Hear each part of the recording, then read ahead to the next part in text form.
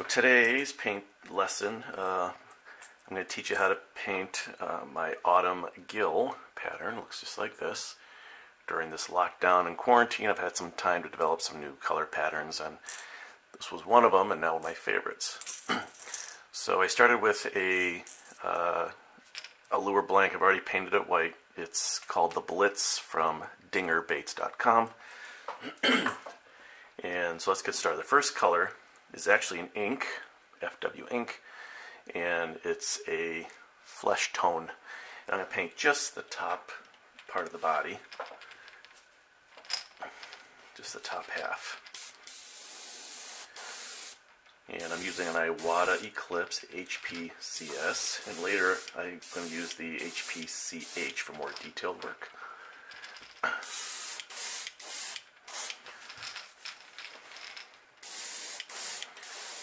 Just the half of it. There you go.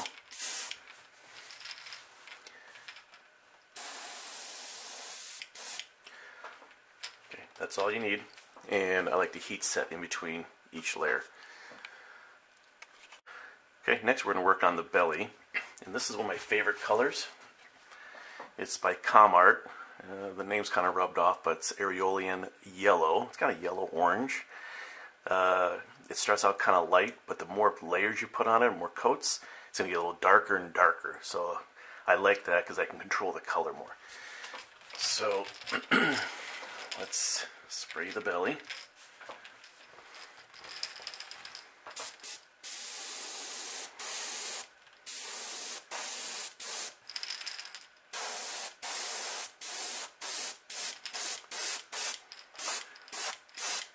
I usually like to do a couple light coats. Heat set.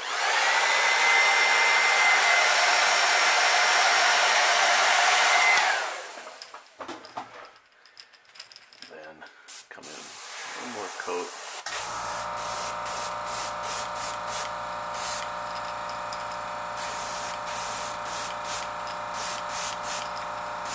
It gets darker with every coat. Alright, I'm going to heat set that and we'll go on to the next color. And I've always been asked, how do I get the most amount of realism in my baits? They look so real. And I try not to make it complicated either, but it's all about layering your colors. You're not going to get a lot of depth by doing one or two colors. I like to layer my colors. So, on top of this flesh tone, I'm going to do Comart Transparent Forest Green. And I like to do just a light coat.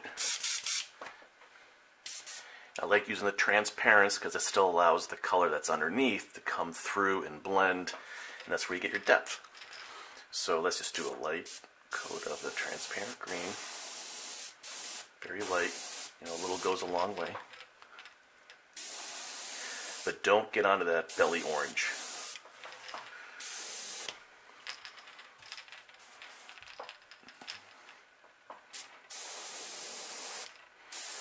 Nice and light.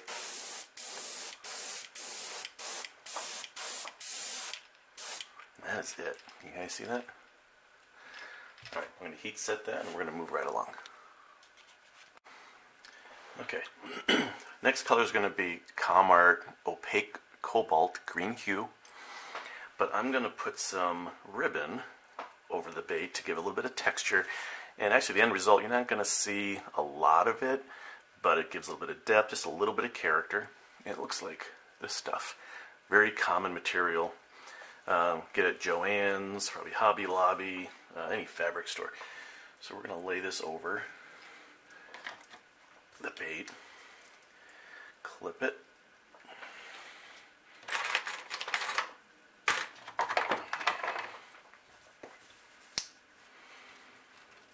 Sometimes I like the bigger clips, and they have little rubber pads on the end, so I don't scratch the bait. That'd be a bummer. You get this far and it scratches, you got to start over or something. Okay, make sure it's kind of tight. And before you do this, make sure the other color is pretty well dry, so you don't pull up any of the paint. Okay. Kind of have some low pressure, and I'm not going to go heavy. Remember, a little goes a long way. Alright, so this green is just a little bit darker. Remember, we're layering colors. Get the top. May even look heavy now, but when I take the ribbon off, it's not going to be so bad.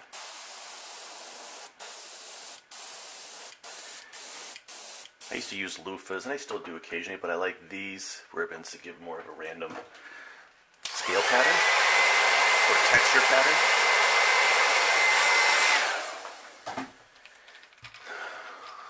Okay, so let's take all this off.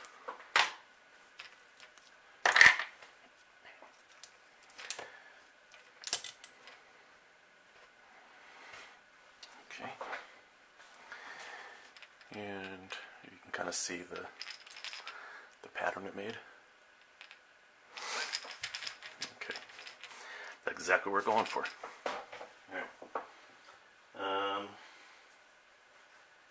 Now we're going to get into some of the detail work first, because the tail a little bit is more green. Okay. All right, we're going to get into some detail work. This is some of my favorite stuff.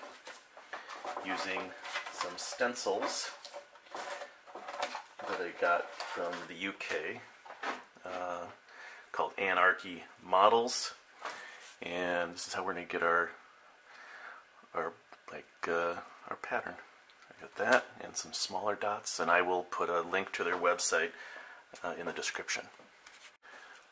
Okay, now we're going to get into some of the details. We're going to start with the belly, and maybe kind of hard to see in our example here, but we have some little dots on the belly.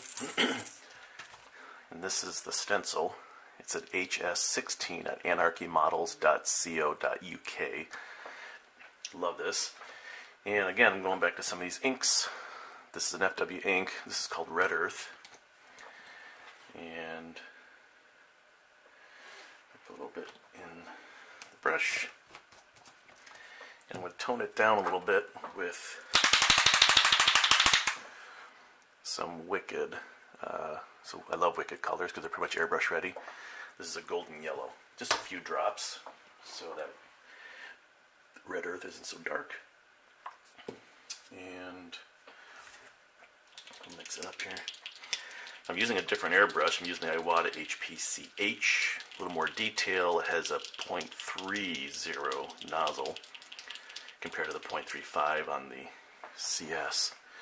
This gives me a little more control. And it works better at lower pressure too, which I like.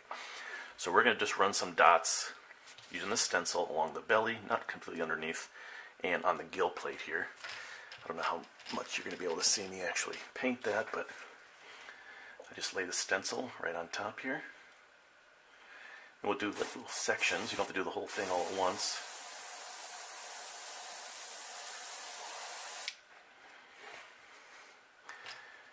And there you go. And since I'm going to be laying the stencil on top of that, more than likely I'm going to heat set it and make sure it's dry.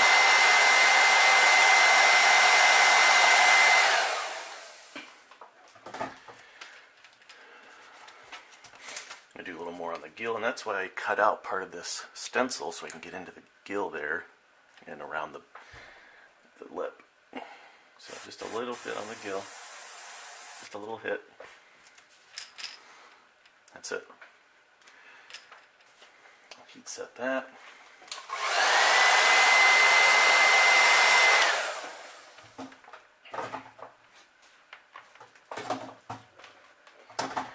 And maybe a few extra dots right in between here, just slightly.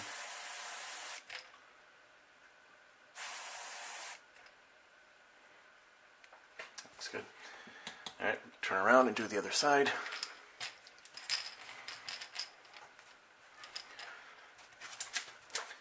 few more dots. This stencil is great for if you're going to do crawfish patterns. Right on the shell.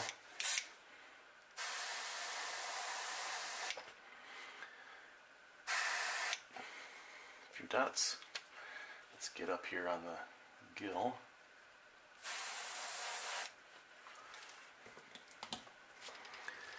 And there you go. And then I like to hit the belly a little bit with the same red. earth, just a little. Not all the way to the back. I like to see the graduation of colors from this red earth to that yellow color, a little more natural. And we'll heat set that and we'll keep going with our stencils. Okay, so with the paint we already had in the brush, I added just a little more yellow now to go a little lighter. And test the color out. Okay, now this is another stencil on Anarchy's page. HS46, I believe. He has different sizes, but this is great for doing crappie colors, doing bluegill, a lot. It's really versatile.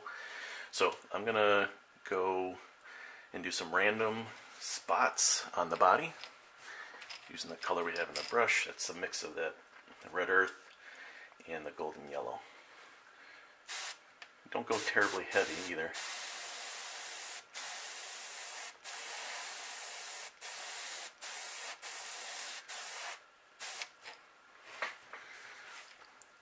See? A little bit there. I'm going to add a little more at the tail.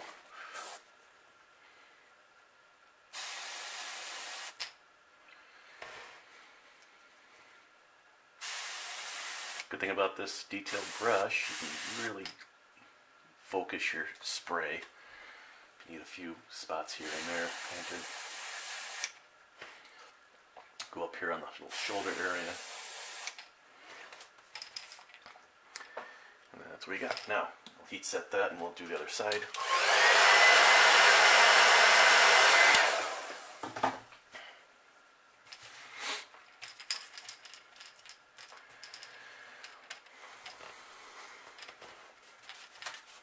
Once you start using these stencils, I'm telling you, you're going to love them and you'll use them all the time. A lot of good stencils out there, but they all have their own application and use. And for this, I like this stencil, and there's some that people that make 3D hard stencils for crawfish, which are great. So there's not just one stencil for all your work. All right, let's...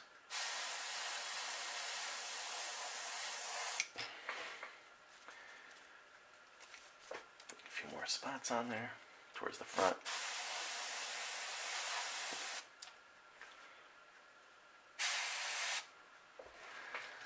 Okay. Get a little more on the back, which the back's, most of that back's gonna be covered anyways, but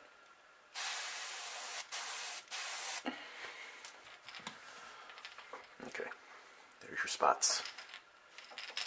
We'll heat set that and we'll go on to the next. Alright, this is where we start adding a little bit of depth. So we did our spots. Now I'm going to put some Wicked detailed sepia.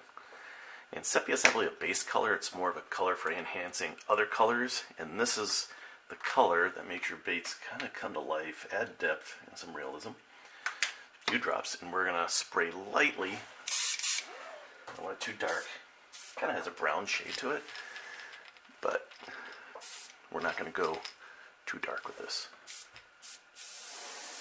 Very light. On an angle here, right on the shoulders, let the overspray come down the sides. The reason I don't want to go too dark is because I have a darker green coming on here on the next step that will darken everything up for us.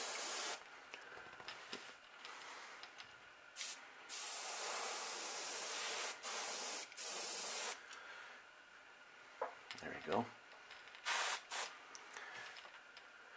That darkens everything up a little bit. Again, don't go crazy with this.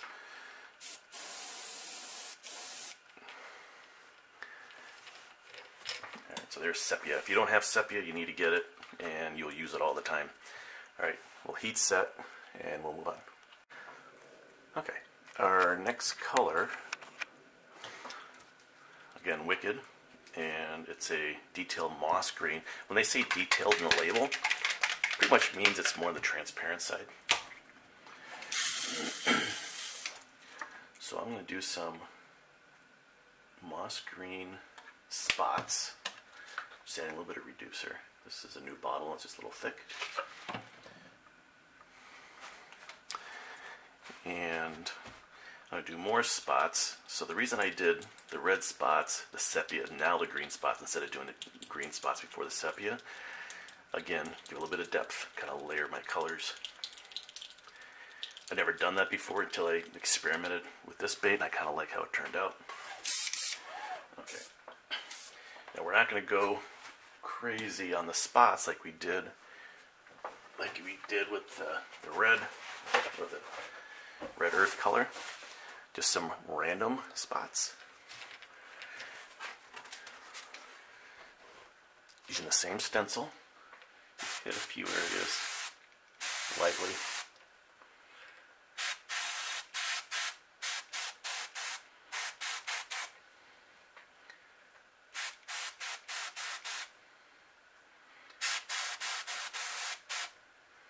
Oh yeah.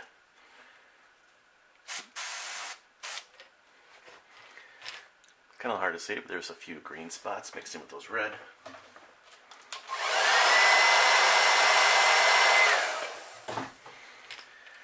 Let's flip it around to the other side. I love the natural colors. Again, I'm not going to go and run the length of the stencil. I'm just going to do random dots. If I do too many green, it may kind of hide the red we did earlier. So I'll just do a few here, a few over here.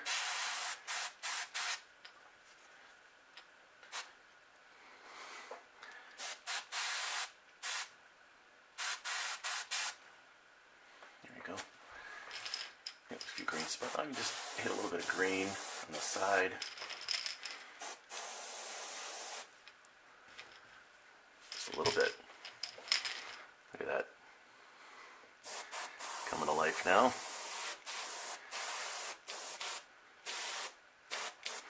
Oh yeah, I'm liking it. Alright, we are done with this stencil. Actually, just put a little more green on the back too. Okay, I'll heat set that. We're done with these stencils.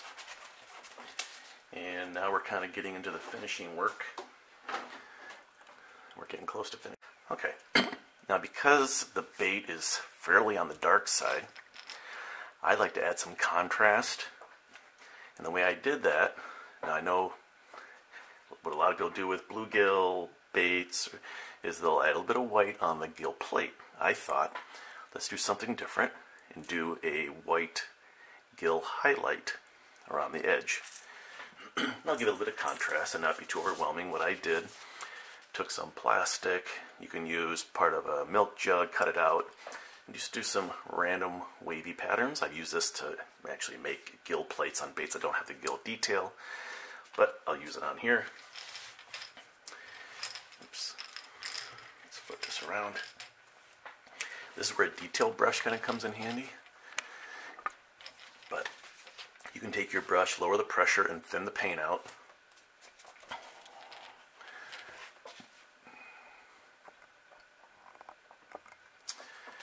And I'm going to mask this as best I can.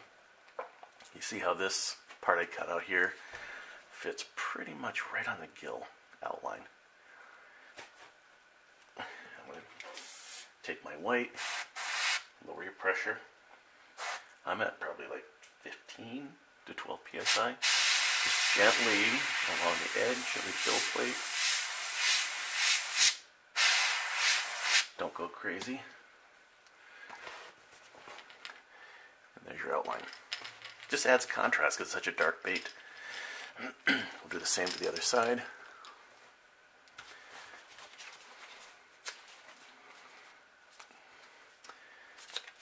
Flip my stencil around.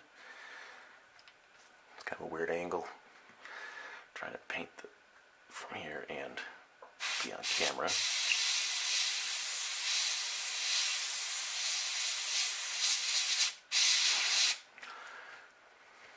Not enough. Let's go a little bit more.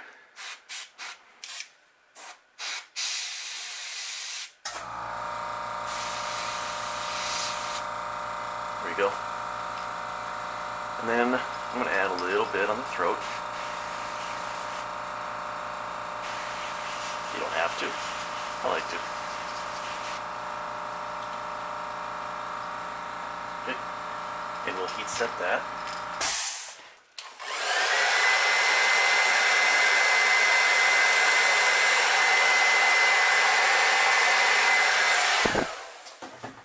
And while I have the white paint in the brush,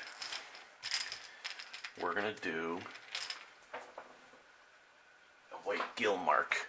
I do 2 gill marks, so the white one will extend past the black gill mark we're going to do after this step. So here is another stencil. This is a fin and gill wheel from Insane Custom Stencils. Their website is insanecustomstencils.com. You can also search them on Facebook. Russ Allen makes these. I've had these for years. Look how durable. And I wash them off with some Windex. Anyways, here's all the fin sections here. A lot of selection, sizes, shapes of fins. And then here's the gill mark right there. So I'm going to add the gill mark.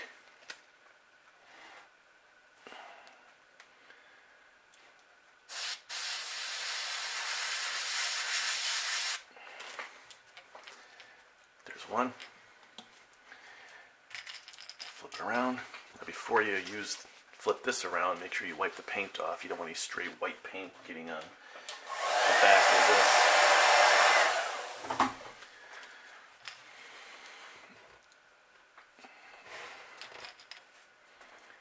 Alright.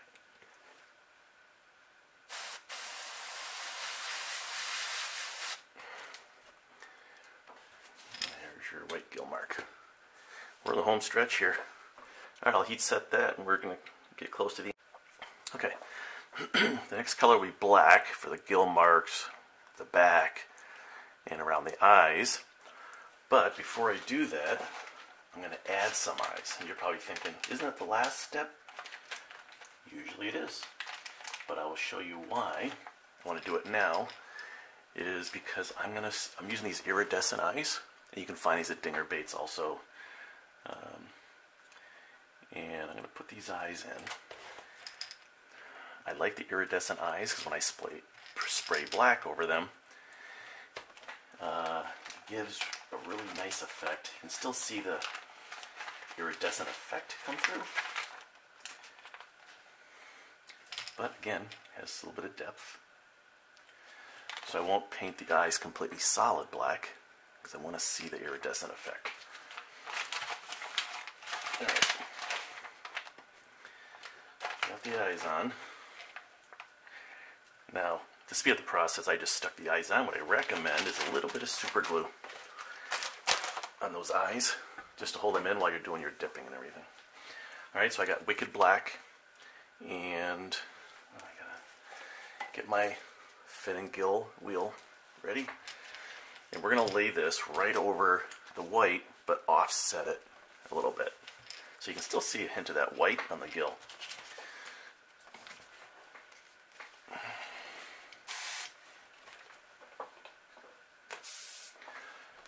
Alright, so it takes a little bit of patience and time. Lay it right over the top, and then slide forward a little bit so you get that offset.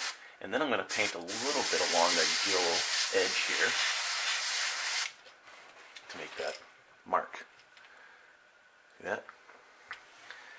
Got a nice effect there. We'll do the other side. Wipe the black off your stencil. The back side, I'm going to flip it. Again, lay it down and then move it forward. Again, so it's a bit of offset. And around the gill area there too. See that? Now, remember I said we're going to spray a little bit on the eyes.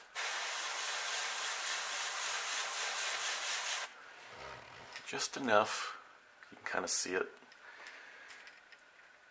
Get a little bit of, has a bit of depth because of the iridescent.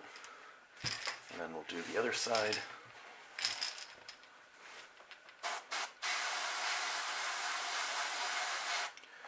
Don't completely black, but probably 85–90% coverage.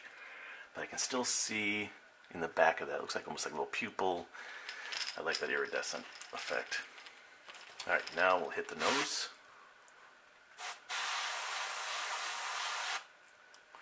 And the back lightly through the spine. Let some of that black flow over the shoulders here and darken it up just ever so much. And then let's get around the eye sockets a little bit.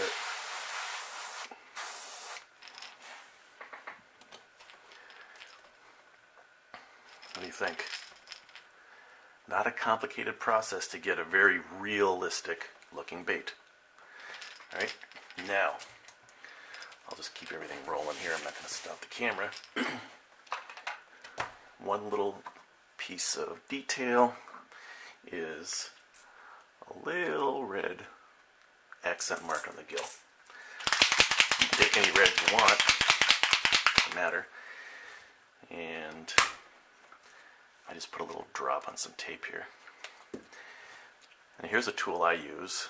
This is for nail salons. They do it for detailing of nails. You can use the back of a paintbrush, whatever that has a fine, small little end to it. I'm going to dip it in the paint. And just a dab of red right there by the white. Boom. That's all it is. Right there. Do the other side. Boom.